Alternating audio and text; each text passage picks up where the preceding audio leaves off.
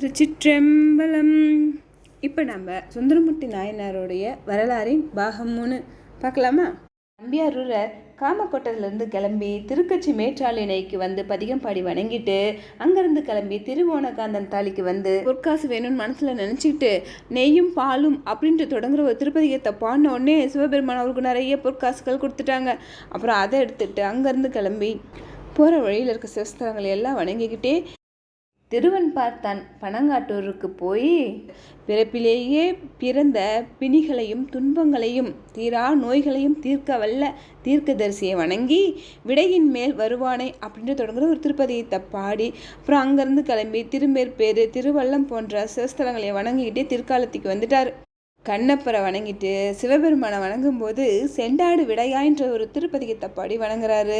அப்புறம் அங்கே இருந்தபடியே வடநாட்டு சிவஸ்தலங்களான திருப்பருப்பதம் திருகேதாரம் போன்ற சிவஸ்தலங்களையெல்லாம் மனசில் நினச்சிக்கிட்டே அங்கேருந்து வணங்கிட்டு அப்புறம் அங்கேருந்து புறப்பட்டு திருவெற்றியூருக்கு வந்து பாட்டும் பாடி பரவி என தொடங்கும் திருப்பதிகம் பாடி சிவபெருமானை வணங்கிட்டு அந்த ஊர்லேயே கொஞ்ச நாள் தங்கியிருக்காரு. திருவெற்றியூருக்கு பக்கத்தில் ஞாயிறு அப்படின்ற ஒரு ஊரில் நம்ம கைலாயத்தில் பார்த்தோம் இல்லை, அணிந்ததையார் அவங்க சங்கிலி நாச்சியாரா ஞாயிறு கிழார் அப்படிங்கிறவங்களுக்கு மகளாக பிறந்திருக்காங்க. அவங்க சின்ன வயசில் இருந்தே உமாதேவியர் மேலே ரொம்ப அதிக பக்தி வச்சுருந்து உமாதேவியரை வணங்கிக்கிட்டே அப்படி இருக்காங்க. அவங்களுக்கு திருமண பருவம் வரும்போது அவங்க அப்பா அவங்க அம்மாவும் பேசிக்கிறாங்க, நம்ம பொண்ணுக்கு இனி கல்யாணம் பண்ணி வச்சிடலான்னு. இதை கேட்ட உடனே சங்கிலி நாச்சியார் மயக்கம் போட்டு விழுந்துடுறாங்க. என்னமோ தெரியல நம்ம பொண்ணுக்கு அப்படின்னு சொல்லிட்டு அப்பா அம்மா தண்ணி தெளித்து எழுப்பும் போது அப்போ சங்கிலி நாச்சியார் சொல்கிறாங்க, அப்பா நான் வந்து ஒரு சிறந்த சிவனடியாரை தான் கல்யாணம் பண்ணிக்குவேன், வேறு யாரையும் கல்யாணம் பண்ணிக்க மாட்டேன். நான் திருவெற்றியூருக்கு போய் அங்கே இருக்கிற சிவபெருமானை வணங்கிட்டு அங்கேயே நான் தங்கி இருக்க போகிறேன்னு சொன்னதும் உங்கள் அப்பா அம்மா சரி அப்படின்னு சொல்லிட்டு அவங்க பொண்ணு சொல்கிறத மனசில் வச்சுக்கிட்டு சரி போய்க்கலாம் இருமான்னு சொல்லி சமாதானப்படுத்தி வீட்டில் வச்சிட்ருக்காங்க. அந்த சமயமாக பார்த்து ஞாயிறு கிழாருடைய சொந்தக்கார பையன் ஒருத்தவங்க சங்கிலி நாச்சியாரை பொண்ணு கேட்டுட்டு வர சொல்லி அவங்க ஊர் பெரியவங்களாம் அனுப்பி வைக்கிறாங்க. அவங்களும் வந்து ஞாயிறு கிழார்கிட்ட பொண்ணு கேட்குறாங்க. ஞாயிறு கிழாருக்கு தான் மகளோட மனநிலைமெல்லாம் தெரிஞ்சதுனால ஏதோ காரணம் சொல்லி அமுச்சு வச்சுறாரு ஞாயிறு கிழார். பொண்ணு கேட்டு வந்தவங்க அவங்க வீட்டுக்கு போய் சேர்றதுக்குள்ளார பொண்ணு கேட்டு அனுப்பின அந்த பையன் திடீர்னு இறந்து போயிடுறாங்க. இதை கேள்விப்பட்ட ஞாயிறு கிழார் நம்ம பொண்ணுக்கு திருமண ஏற்பாடு பண்ணால் வரக்கூடாத இன்னல்களும் அபாயங்களும் வரும் போல இருக்குது, அதனால நம்ம பொண்ணு சொன்ன மாதிரியே திருவொற்றியூரில் கொண்டு போய் நம்ம பொண்ணை விட்டுட்டு வரலான்னு முடிவு பண்ணி சங்கிலி நாச்சியாரை கூப்பிட்டுக்கிட்டு திருவொற்றியூருக்கு போய் அங்கே இருக்கிற கோயிலுக்கு பக்கத்துலேயே அழகாக ஒரு கன்னிமாடம் கட்டி அந்த கன்னிமாடத்தில் சங்கிலி நாச்சியாரை இருக்க வச்சுட்டு அவங்களுக்கு துணையாக சில பணிப்பெண்களையும் இருக்க வச்சுட்டு வீட்டுக்கு வந்துடுறாரு. சங்கிலி நாச்சியார் அந்த கன்னிமாடத்திலே இருந்த சிவபெருமானையே நினச்சி தவம் பண்ணிகிட்ருப்பாங்க. தோழியாரெலாம் போய் நந்தவனத்தில் இருக்கிற பூவெல்லாம் பறிச்சுட்டு வந்து சங்கிலி நாச்சியார்கிட்ட கொடுக்கும்போது அந்த சங்கிலி நாச்சியார் அழகாக மாலை கட்டி சிவபெருமானுக்கு கொடுப்பாங்க. அந்த மாலையை கொடுக்கறதுக்காக மட்டும்தான் அந்த திரையை விளக்கிட்டு கன்னிமாடத்தை சுற்றி திரை போட்டிருக்கோம். யாருமே சங்கிலி நாச்சியாரை பார்க்கவே முடியாது. அந்த மாலை கொடுக்கறதுக்கு மட்டும்தான் சங்கிலி நாச்சியார் அந்த திரையை விளக்கிட்டு கன்னிமாடத்தை விட்டு வெளியில் வந்து மாலையை கொடுத்துட்டு உடனே கன்னிமாடத்துக்குள்ளே போய் உட்காந்துட்டு சிவபெருமானை நினச்சி தவம் பண்ணுவாங்க. இப்படியே போயிட்டுருக்கு. அப்போ அந்த சமயத்தில் நம்ம நம்பியாரூரரும் திருவெற்றியூர் கோவிலில் நடக்கிற அந்த திருத்தொண்டை எல்லாம் அப்படியே பார்த்துக்கிட்டே கோயிலை சுற்றி வரும்போது அவரோட கண்ணில் அந்த கன்னிமாடம் படுது. அவங்க பார்க்குற நேரமாக பார்த்து சங்கிலி நாச்சியாரும் மாலையை கட்டி எடுத்துகிட்டு வந்து தோழிட்ட கொடுத்துட்டு உடனே உள்ளே போயிடுறாங்க. கொஞ்சம் நேரம் தான் பார்த்தாரு நம்பியாரூரர். உடனே சங்கிலி நாச்சியாரை ரொம்ப பிடிச்சி போச்சு. சங்கிலி நாச்சியார் ஞாபகமாகவே இருக்குது. அப்புறம் அவர் யோசிக்கிறாரு, ஒருவேளை சிவபெருமான் கைலாயத்தில் பார்த்த அந்த 2 பொண்ணுங்களுக்காகத்தான் நம்ம மானிட பிறப்பு எடுத்து தான் சொன்னாங்க, ஒருவேளை 2வது பொண்ணு இந்த பொண்ணாக தான் இருக்குமோ அப்படின்னு நினச்சிக்கிட்டு சிவபெருமான்கிட்ட நம்ம வேண்டிக்கலாம் அப்படின்னு சொல்லிட்டு சிவபெருமானே எனக்கு நீங்கள் தான் இந்த பொண்ணை கல்யாணம் பண்ணி வைக்கணும், எனக்கு இந்த பொண்ணு ஞாபகமாகவே இருக்குது அப்படின்னு ரொம்ப மன உருகி வேண்டதுனால சிவபெருமான் நம்பியாரூரருக்கு காட்சி கொடுத்து இந்த பொண்ணை கண்டிப்பாக உனக்கு கல்யாணம் பண்ணி வைக்கிறேன் அப்படின்னு சொல்லிட்டு சங்கிலி நாச்சியார் கனவுல அன்னைக்கு ராத்திரியை போய் நம்பியாரூரர் ஒரு சிறந்த சிவபக்தர், நீங்கள் அவங்கள கல்யாணம் பண்ணிக்கிங்க அப்படின்னு சொல்கிறாங்க. அதுக்கு சங்கிலி நாச்சியாரும் அவங்க ஏற்கனவே கல்யாணமாகி திருவாரூரில் அவருக்கு ஒரு மனைவி இருக்கும்போது நான் அவரை இப்போ 2வதாக கல்யாணம் பண்ணிக்கிட்டா அவர் என்னை விட்டுட்டு போக மாட்டார்னு என்ன நிச்சயம், அதுதான் யோசிக்கிறேன் அப்படின்னு சொல்கிறாங்க. அதுக்கு சிவபெருமானும் நீ கவலைப்படாத, உன்னை விட்டு போகாத மாதிரி நான் சத்தியம் பண்ணி தர சொல்கிறேன், அவங்க சத்தியம் பண்ணி கொடுப்பாங்க, அப்புறம் நீ கல்யாணம் பண்ணிக்க அப்படின்னு சொல்கிறாங்க. சரி நீங்கள் இவ்வளோ தூரம் சொல்லும்போது ஒன்றும் பிரச்சனை இல்லை அப்படின்னு சங்கிலி நாச்சியாரும் சம்மதம் சொல்லிடுறாங்க. இதை உடனே வந்து சிவபெருமான் நம்ம நம்பியாரூர்கிட்ட சொல்கிறாங்க. சங்கிலி நாச்சியார் உன்னை கல்யாணம் பண்ணிக்க சம்மதிக்கிறாங்க, ஆனால் அவங்கள விட்டு பிரியாமல் இருப்பேன்னு ஒரு சத்தியம் பண்ணி தரணும்னு கேட்குறாங்க அப்படின்னு. உடனே நம்பியாரும் சரி அவங்கள எப்படியாவது நான் கல்யாணம் பண்ணி ஆகணும், ஆனால் நான் சத்தியம் பண்ணி தரேன் அப்படின்னு சொல்லிட்டு ஒரே எனக்காக ஒரு உதவி பண்ணணும் சிவபெருமானே. என்னன்னா நான் சங்கிலி நாச்சியாரை கூட்டிகிட்டு கருவறைக்கு முன்னாடி சத்தியம் பண்ணுவேன். நீங்கள் அந்த சமயத்தில் கருவறையில் இருக்கக்கூடாது, தலைவிருச்சமான மகிழ மரத்துக்கடியில் போய் இருக்கணும். ஏன்னா நான் எங்கேயே இருந்தேன்னா உங்களுடைய மற்ற சிவஸ்தலங்களை போய் தரிசனம் பண்ண முடியாதுல்ல, அதனால தான் நான் கேட்குறேன் அப்படின்னு சொன்னோடனே சிவபெருமானும் சரின்னு சொல்லிட்டு சங்கிலி நாச்சியார் கனவுல போய் நம்பியாரூரர் உனக்கு சத்தியம் பண்ணி தராங்களாம், ஆனால் அவங்க சத்தியம் பண்ணும்போது எனக்கு கருவறையில் இருக்க வேண்டாம், மகிழ மரத்துக்கடியில் போய் இருன்னு சொல்லிட்டாங்க. நீங்கள் என்ன பண்ணுறீங்கன்னா நம்பியாரூரர் சத்தியம் பண்ண வரும்போது கருவறைக்கு முன்னாடி வேண்டாம், மகிழ மரத்துக்கடியில் சத்தியம் பண்ணி கொடுத்தாவே போதும்னு சொல்லி அங்கே சத்தியம் வாங்கிக்கிங்க அப்படின்னு சொல்லிட்டு மறைஞ்சிடுறாங்க. சங்கிலி நாச்சியார் சிவபெருமான் நமக்காக இவ்வளோ மெனக்கிடுறாரு அப்படின்னு சொல்லிட்டு அவ்வளோ சந்தோஷப்படுறாங்க. அப்புறம் அடுத்த நாள் விடியற் காலையிலேயே கோயிலுக்கு அவங்க தோழியரெல்லாம் போகிறாங்க.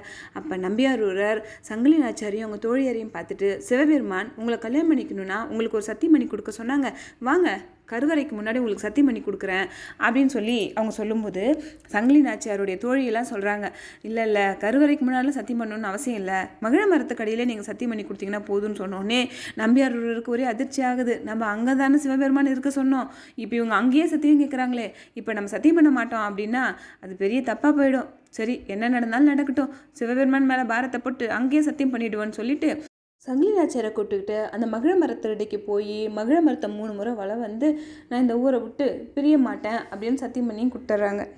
சங்கிலி நாச்சியாருக்கு மனசில் கொஞ்சம் கஷ்டமாக இருக்குது. இந்த சத்தியத்தினால இவரால் வேறு சிவஸ்தலங்களுக்கெல்லாம் போக முடியாமல் போயிடுச்சேன்னு நினச்சாலும் சிவபெருமான் சொன்னதுனால தானே நம்ம சத்தியம் வாங்கணும் அப்படின்னு மனசை தேத்திட்டு கன்னி மடத்துக்கு போயிடுறாங்க. சிவபெருமான் அன்னைக்கு ராத்திரியே அந்த ஊரில் இருக்கிற சிவனடியார்கள் கனவெல்லாம் போய் சங்கிலி நாச்சியாரை நம்பியாரூருக்கு கல்யாணம் பண்ணி கொடுத்துருங்க அப்படின்னு சொல்கிறாரு. காலையில் எழுந்திருச்சு எல்லாரும் இது மாதிரி சிவபெருமான் என் கனவுல இது மாதிரி சொன்னார் அப்படின்னு சொல்லும்போதே என் கனவுலேயும் தான் சொன்னாங்க அப்படின்னு எல்லாரும் ஒருத்தர் பேசி சரி நம்ம சீக்கிரம் நம்பியாரூருக்கும் சங்கிலி நாச்சியாருக்கும் கல்யாணம் பண்ணி வைக்கலாம் அப்படின்னு முடிவு பண்ணி வெகு விமர்சையாக கல்யாணம் பண்ணி வச்சிடுறாங்க. சங்கிலி நாச்சியாரோட ரொம்ப சந்தோஷமாக வாழ்ந்துட்டுருக்காரு நம்பியாரூரர். வசந்த காலம் வருது.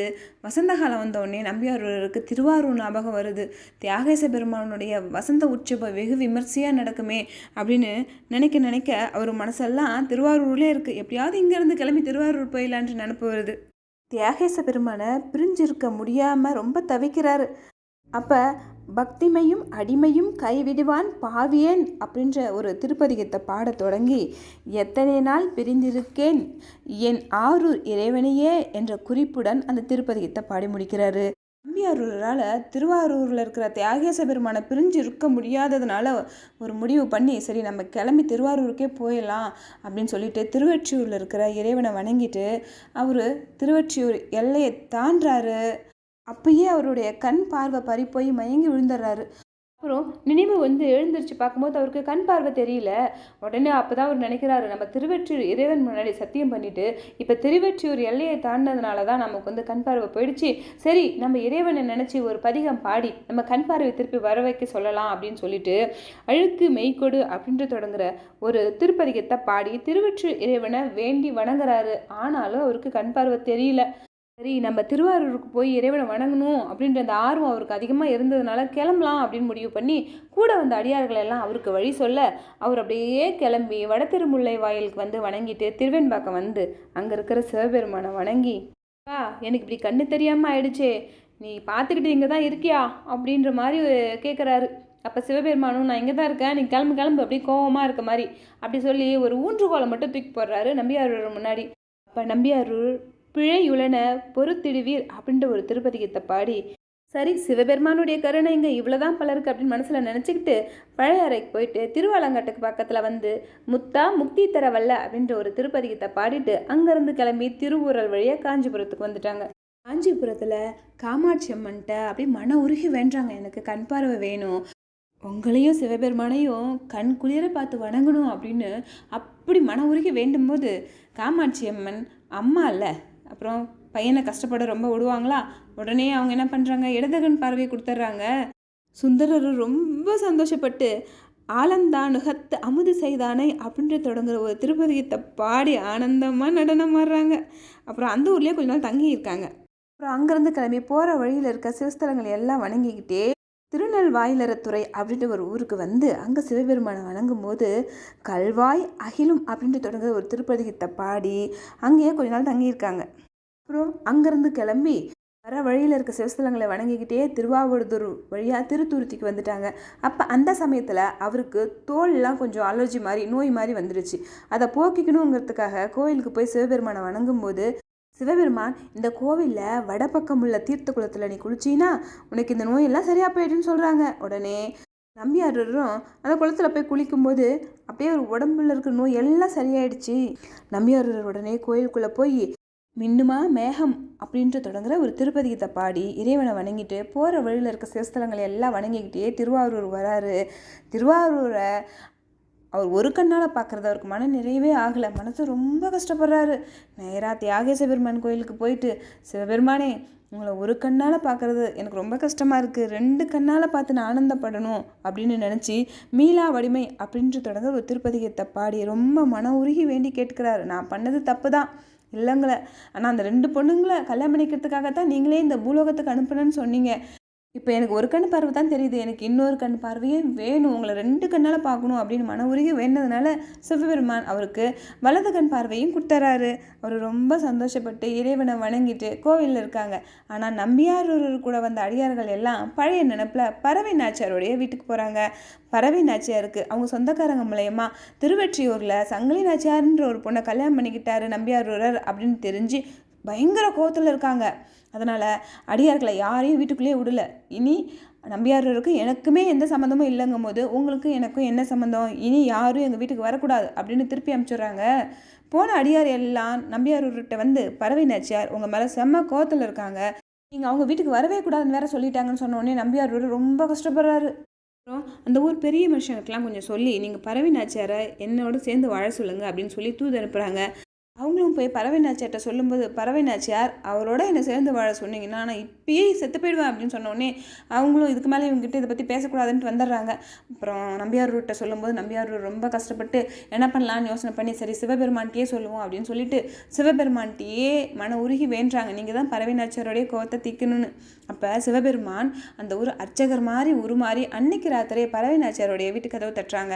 பறவை நாச்சியார் கதவு திறந்து பார்க்கும்போது கோவில் அர்ச்சகர் நிற்கிறாங்க. அப்போ கோவில் அர்ச்சகராக வந்த சிவபெருமான் பறவை நாச்சியாரை பார்த்து நான் உங்ககிட்ட ஒன்று கேட்பேன், அதை மறுக்காமல் செய்வியா அப்படின்னு கேட்குறாங்க. அதுக்கு பறவை நாச்சியார் நான் மறுக்காத வேலையாக இருந்தால் கண்டிப்பாக மறுக்காமல் செய்வேன் அப்படிங்கிறாங்க. இதுக்கு கோவில் அர்ச்சகராக வந்த சிவபெருமானும் நம்பியாரூரரை உன்னோட வீட்டில் சேர்த்துக்கணும் அப்படிங்கிறாங்க. பறவை நாச்சியார் முடியவே முடியாதுன்னு மறுக்கிறாங்க. எப்போ அவர் சங்கிலி நாச்சியாரை கல்யாணம் பண்ணிக்கிட்டாரோ அதுக்கப்புறம் அவர் இங்கே வரவே கூடாது அப்படின்னு வேற தீர்க்கமாக சொன்னதுனால அர்ச்சகராக வந்த சிவபெருமானும் நம்பியாரூரர்கிட்ட திருப்பி போகிறாரு. நம்பியாரூரர் எப்படியா இருந்தாலும் சிவபெருமான் பறவை நாச்சியாரோடைய கோவத்தை தீர்த்துருவாங்கன்னு ஒரு நம்பிக்கையில் இருந்தாரா. இவர் சும்மா வந்த உடனே ரொம்ப கஷ்டமாயிடுச்சு. நம்பியாரூரருக்கு புலம்ப ஆரம்பிச்சிட்டாரு. உடனே சிவபெருமான் சரி சரி சரி புலம்பாத இரு நான் திருப்பி போய் நான் வந்து கொஞ்சம் உங்கள் கோவத்தை தீர்த்துட்டு வரேன் அப்படின்னு சொல்லிட்டு இந்த முறை சிவபெருமான் அவர் சுய உருவத்தோடே போகிறாரு. அப்போ கைலாயத்தில் அவர் கூட இருக்க எல்லாமே அந்த திருவாரூர் வீதியில் நம்பியாரூரருக்காக தூது போகிறாங்க பறவை நாச்சியார்கிட்ட. சிவபெருமான் அர்ச்சகராக பறவை நாச்சியார் வீட்டுக்கு போயிட்டு வந்த உடனே பறவை நாச்சியாருக்கு ஏதோ மனசில் தோணுது, ஒருவேளை இது சிவபெருமானாக இருக்குமோ, ஏன்னா நம்பியாரூரர் சிவபெருமானுடைய தோழராச்சே, நம்பியாரூரருக்காக சிவபெருமான் வந்திருப்பாரோ, அவரை நம்ம மறுத்து பேசிட்டோமோ அப்படின்னு மனசுக்குள்ளே கஷ்டம் இருந்ததா. இப்போ 2வது முறை சிவபெருமான் அவரோட உருவத்திலே போய் பறவை நாச்சியார் கதவை தட்டினதும் பறவை நாச்சியார் கதவை திறந்து பார்த்தோடனே சிவபெருமான் நிற்கிறாரு. எப்படி இருக்கும், சிவபெருமானே நீங்களே வந்திருக்கிறீங்களா, போன முறையும் நீங்கள் தான் வந்தீங்களா, உங்களுடைய பேச்சுக்கு நான் மறுத்து பேசிட்டேனா, எனக்கு ரொம்ப கஷ்டமாக இருக்குது அப்படின்னு சொல்லிட்டு அப்படியே அழுகிறாங்க. இப்போ சிவபெருமான் அழுவாதம்மா, நீ வந்து நம்பியாரூரை ஏற்றுக்கோ, அவரோட சேர்ந்து வாழு அப்படிங்கிறாங்க. நீங்களே வந்து எனக்காக இவ்வளோ தூரம் நீங்கள் சொல்லும்போது நான் அவரோட சேர்ந்து வாழறேன் அப்படின்னு ஒத்துக்கிறாங்க. இதை சிவபெருமான் நம்பியாரூர்கிட்ட சொல்லும்போது நம்பியாரூரர் ரொம்ப சந்தோஷப்படுறாரு. சிவபெருமானை வணங்கிட்டு அவருக்கு ரொம்ப ரொம்ப நன்றிலாம் சொல்லிட்டு அப்புறம் அங்கேருந்து கிளம்பி பறவை நாச்சியார் வீட்டுக்கு போய் பறவை நாச்சியாரோட சந்தோஷமாக வாழறாங்க. ஏர்கோன் கலிகாம நாயனார், கோட்புலி நாயனார், கழற்றெழுவார் நாயனாரோட ரொம்ப நட்பாக இருந்தார். கழற்றெழுவார் நாயனாருடைய நெருங்கிய நண்பராக இருந்து நிறைய சிவஸ்தலங்களுக்கெல்லாம் போயிட்டு வந்தார். ஒரு முறை கழற்றெழுவார் நாயனாரை பார்க்கறதுக்காக அவங்க ஊருக்கு போகும்போது போகிற வழியில் ஒரு ஊரில் எதிரெதிரே இருக்கிற வீட்டில் ஒரு வீட்டில் மங்கள ஒலியும் ஒரு வீட்டில் அழுகுரலும் கேட்குது. என்ன விவரம்னு நம்பியார் விசாரிக்கும் போது அங்கே இருந்தவங்களாம் சொல்கிறாங்க, இந்த 2 வீட்லேயும் ஒரே வயசுடைய 2 ஆண் குழந்தைங்க இருந்தாங்க. அவங்க குளத்தில் விளையாட போகும்போது அந்த குளத்துக்குள்ளே இருந்து ஒரு முதல்ல வந்து ஒரு பையனை விழுங்கிடுச்சு. அப்போ இறந்து போன பையனோட வீட்டில் அழுகுறலும், உயிரோடு இருக்கிற இன்னொரு பையனுடைய வீட்டில் இன்றைக்கி அந்த பையனுக்கு பூநூல் சாத்திர விழாவும் நடக்குது. அதனால தான் அந்த வீட்டில் மங்கள ஒலியும் கேட்குதுன்னு சொல்கிறாங்க. கேட்ட உடனே நம்பியார் இறந்து போன பையனுடைய அப்பா அம்மா மேலே கொஞ்சம் கருணை வருதா. அவங்க வீட்டுக்கு போகும்போது அவங்க பையன் இறந்ததையும் மறந்துட்டு நம்பியார் அப்படி வரவேற்று கவனிக்கிறாங்க. உடனே நம்பியார் எப்படியாவது இவங்களோட பையனை மீட்டு கொடுக்கணும் அப்படின்னு தோணுச்சா, அவங்கள கூட்டிகிட்டு போய் எந்த குளத்தில் முதல்ல விழுங்குச்சோ அந்த குளத்துக்கு போய் சிவபெருமானை நினச்சி போற்றி ஒரு பதிகம் பாடுறாரு. சிவபெருமான் அந்த குழந்தைக்கும் உயிரை கொடுத்துட்றாரு. அப்புறம் அந்த முதல்ல அது வயிற்றுலேருந்து அந்த குழந்தைய கொண்டு வந்து துப்பிடுது கரையில். அந்த குழந்தைய கூட்டிகிட்டு வந்து நம்பியார் அவரே அன்னைக்கு உபநயன சடங்கு செஞ்சு வச்சுட்டு தான் கிளம்புறாரு. திருப்பியும் கழற்றெழுவார் நாயனார் வீட்டுக்கு போயிட்டு கழற்றெழுவார் நாயனாரை பார்த்துட்டு அவர் கூட கொஞ்ச நாள் இருந்துட்டு பக்கத்தில் இருக்க சிவஸ்தலங்களுக்கு எல்லாம் போய் வணங்கிட்டு திருவஞ்சை காலத்துக்கு வந்து தலைக்கு தலை மாலை அப்படின்ட்டு தொடங்குற ஒரு திருப்பதிகத்தை பாடி, சிவபெருமானே நான் வந்த நோக்கம் நிறைவேறிடுச்சு, நான் உன்கிட்ட வந்துடுறேன், என்னை கூப்பிட்டுக்கோ அப்படின்னு மன உருகி வேண்டும் போது சிவபெருமான் கைலாயத்திலிருந்து தேவர்கள் புடைசூழ வெள்ளை யானையை அனுப்பி அந்த யானை மேலே நம்பியார் உட்கார வச்சு கைலாயத்துக்கே கூட்டிகிட்டு போய் நம்பியார் சிவபெருமான் அவர் கூடயே வச்சுக்கிட்டார். சுந்தரமூர்த்தி நாயனாரும் அவர் முன்னாடி செய்துட்டு இருந்த அதே பணியை செஞ்சுக்கிட்டு சிவபெருமானோட நிம்மதியாக சந்தோஷமாக இருக்கார். நாமளும் கோயிலுக்கு போய் சிவபெருமானை வணங்கி அவரோட அருளை முழுமையாக பெற்று பஞ்சாட்சர மந்திரத்தை எப்பவும் மனசுக்குள்ளே சொல்லிக்கிட்டே இருந்தோன்னா நம்ம வாழ்க்கையில் இருக்கிற பிரச்சனையை நீங்கி நிம்மதியாக வாழலாம். சுந்தரரின் திருவடிகள் போற்றி போற்றி. திருச்சிற்றம்பலம். இந்த வீடியோ உங்களுக்கு பிடிச்சிருந்தா லைக் பண்ணுங்கள், ஷேர் பண்ணுங்கள், மறக்காமல் இந்த சேனலையும் சப்ஸ்கிரைப் பண்ணுங்கள். இந்த வீடியோ பார்த்ததுக்கு ரொம்ப நன்றி.